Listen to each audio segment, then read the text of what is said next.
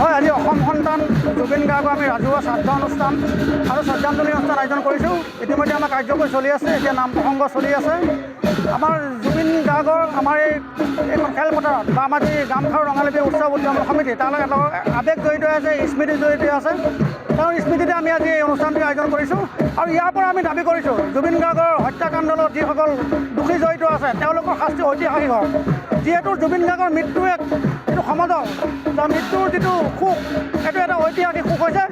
তেওঁলোকৰ যিটো দোষী সেই দোষী ঐতিহাসিক এটা শাস্তি হওক, তেনেদৰে ঐতিহাসিক এটা শাস্তি দিয়ক যিটো বিশ্বই গম পায় জুবিন গাৰ্গৰ দৰে এজন মানুহক বা এজন ভগৱানক হত্যা কৰিলে দোষীৰ কি শাস্তি হয়।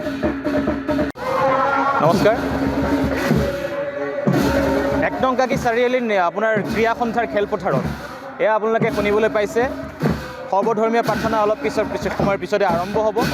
এতিয়া ৰাইজে মিলি পেলাই কিছু সময়ৰ আগতে ফুল প্ৰসংগ কৰিলে, এতিয়া নাম কীৰ্তন চলি আছে।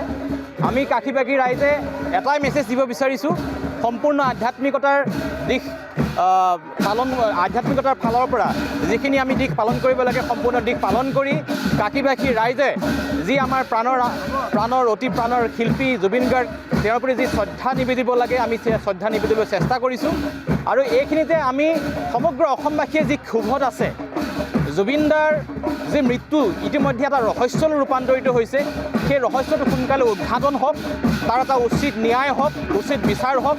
আমি সমগ্ৰ অসমৰ লগতে কাষীবাসী ৰাইজেও সেই ন্যায়ৰ উচিত তদন্ত আমি দাবী কৰিছোঁ।